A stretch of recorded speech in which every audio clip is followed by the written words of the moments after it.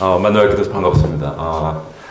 오늘 우리 백승준 선생님이 굉장히 중요한 새로운 스타트업을 그야말로 정말 스타트하는 그런 기회인데, 공교롭게도 아무튼 이게 4차 산업혁명과 관련이 있어서 정부에서 지금 추진하는 정책의 일환으로 이런 일종의 플랫폼 스타트업이 만들어졌는데, 사실은 이제 그것이 가지고 있는 일반적인 정책적인 기조가 과연 바람직한 것이냐라는 것을 철학적 입장에서 비판적으로 검토해보는 그런 어쩌면 굉장히 정말 아이러니컬한 그런 강연 주제를 오늘 여러분들과 함께 생각해 볼 것 같습니다. 특히 이것을 이제 현상학적인 관점에서 오늘 여러분과 좀 생각을 나눌 텐데요. 일단 그 현상학이라고 하는 것은 몇 가지 특징이 있습니다. 첫째, 소위 메인스트림이라고 일컬어질 수 있는 과학기술과 어떤 면에 정면으로 대결하면서 근본적인 문제를 탐색해 들어가는 그런 어떤 철학적인 트렌드죠. 또 동시에 그러다 보니까 굉장히 어떤 레디컬한 어떤 문명사의 전환 뭐 그런 걸 한편으로 꿈꾸긴다고도 볼 수가 있고, 또 동시에 이제 과학기술이라고 하는 것이 모든 것을 물질적인 관점에서 또 대상화시키는 관점에서 접근을 한다고 한다면, 이거는 대상보다는 그야말로 탐구하는 주체인 인간을 중점에 두고 논의를 펼치면서 모든 현상을 이해해 보려고 하는 그런 관점을 가지고 있다고 해서, 아무튼 여러 가지 면에서 현재의 메인스트림하고 긴장 관계에 갖고 있는 것이 틀림없습니다. 그러나 이 긴장을 갖고 있기 때문에 현대의 그 메인스트림, 새 문명을 이끌어가는 주도적인 어떤 흐름이 가지고 있는 문제점을 잘 노출시킬 수가 있죠. 그리고 문제점이 일단 잘 노출이 되면 그것이 개선되거나 개혁될 수 있는 일종의 탈출구가 볼 수 있다고도 할 수가 있겠는데, 아무튼 그러한 관점에서 오늘 말씀을 드리는 거고, 오늘은 특정한 철학자의 이론을 체계적으로 설명하기보다는 그들이 통찰해내온 아주 중요한 일종의 해안 이런 것들을 통해 가지고 도대체 미래라는 것이 지금 어떤 방향으로 흘러가고 있는지, 그리고 거기서 담겨 있는 어떤 문제점 같은 것은 무엇인지, 이런 거를 발굴해내는 그런 강의가 될 것이라고 할 수 있겠고요. 그래서 왜 우리가 현상학을 좀 더 깊이 있게 들여다봐야 되는가라는 것을 오늘을 통해서 동기부여를 하는 그런 시간으로 좀 갖고 싶습니다. 그래서 1차적으로 일단 과학기술이 현재 미래를 어떻게 그리고 있는가 이런 걸 한번 살펴보고요.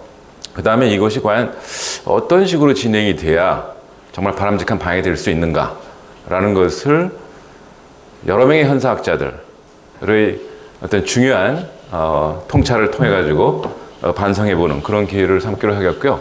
구체적으로 여러 명의 현상학자가 누구냐 하면 후설서부터 시작해 가지고 하이데거, 멜로퐁티, 그리고 한나 아렌트까지 제가 좀 이렇게 포용을 해서 오늘 얘기를 자유롭게 좀 전개시켜 보려고 합니다. 첫 번째로 이제 우리가 한 5, 6년 전부터 어마어마한 변혁이 일어날 것이다 라고 하는 예고가 상당히 있었습니다. 특히 이제 과학기술이 이 상호작용하면서 통합을 이루는 이 과정이 심상치가 않다라고 하는 이러한 어떤 예고가 있었는데요. 사실 그러한 예고가 실질적으로 시작된 거는 2002년부터라고 얘기할 수 있습니다. 2002년에 소위, 이거 굉장히 중요한 해인데요.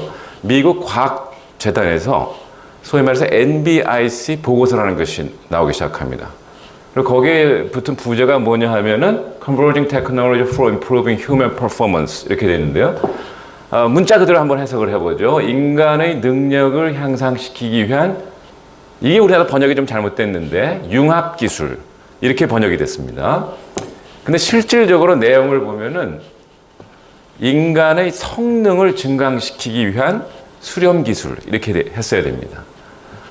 그리고 여기서 이제 그 네 개의 중요한 21세기를 이끌어갈 기술이 제시가 되는데, 그게 뭐냐 하면 나노 테크놀로지, 바이오 테크놀로지, 인포메이션 테크놀로지, 그리고 이제 인지과학. 그래서 소위 말해서 NBIC 레포트라고 하는데요.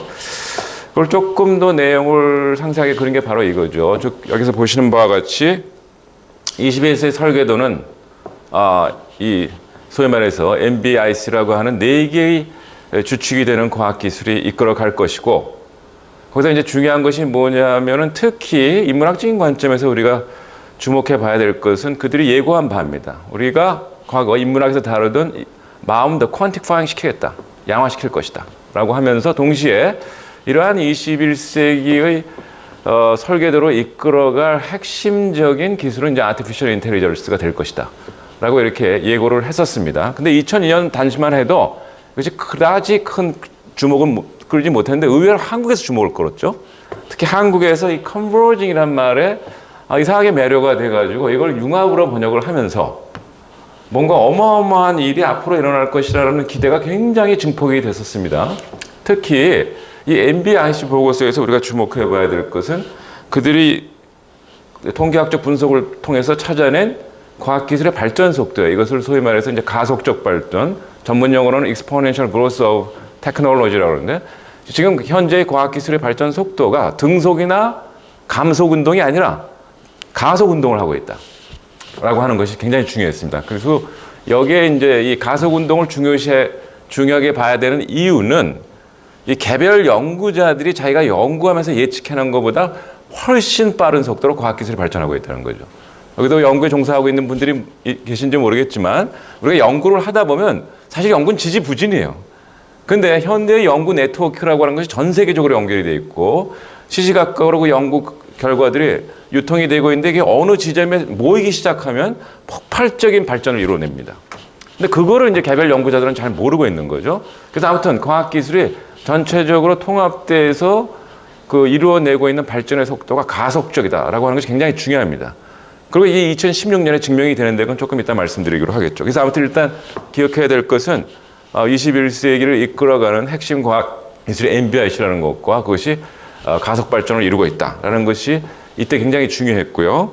그 다음에 우리나라에서 이것을 사실은 이제 수렴이라고 번역했어야 되는데 왜냐하면 이 MBIC라고 하는 것이 나노 테크놀로지, 바이오, 인포메이션, 커그니티브 사이언스가 나노나 디지털로 수렴이 된다라고 하는 뜻이었는데 우리는 이걸 융합으로 번역을 했습니다. 그래서 국가 정책이 좀 잘못됐죠. 그래서 융합이 뭔지도 모르고 막 융합을 주장하다 보니까 결국은 이것이 뭐 컨비네이션인지 퓨전인지 뭐 컴포지션인지 뭔지 하나도 모르게 됐습니다. 그래서 내가 가끔 이제 정책하는 사람인데 소위 융합이 뭐냐라고 물어보면 심지어는 뭐 비빔밥이다 뭐 이런 얘기까지 하게 됐는데 이런 어처구니 없는 얘기까지 나오게 됐었죠.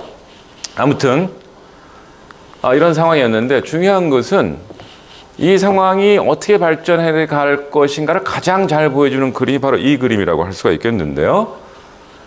이 그림에서 굉장히 중요한 것은 이 수렴 기술이 진행되면 진행될수록 수렴 기술을 X축으로 넣고 이 수렴 기술이 진행되면 될수록 매우 중요한 어떤 변화가 일어난다는 거죠. 첫째로 가장 주목을 끌었던 것은 뭐냐면 인간성의 변화가 일어난다는 겁니다. 그러니까 수렴 기술이 발전을 해서 인간의 성능을 계속 증강시키다 보면 우리는 인간의 상태를 벗어나서 다음 단계의 인간의 단계로 들어가는데 그것을 트랜스휴머니티, 소위 뭐 우리말로 하면 초인간이라고 번역을 해야 될 것 같은데 아무튼 그런 새로운 인간이 미래에 등장을 하다가 또 이 수렴이 과정이 계속 진행되다 보면 이것이 가속 발전을 하기 때문에 어느 지점에 있어서는 급격한 비약이 일어난다는 거죠. 그래서 그 지점을 이제 싱귤라리티, 특이점이라고 하는데 이들의 계산에 의하면 공률을 계산하면 대충 한 2045년쯤으로 이게 예측이 되고 있습니다. 그래서 이것을 특이점이라고 그러는데 이 지점을 지나면 인간성이 트랜스 휴머니티에서 퍼스트 휴머니티로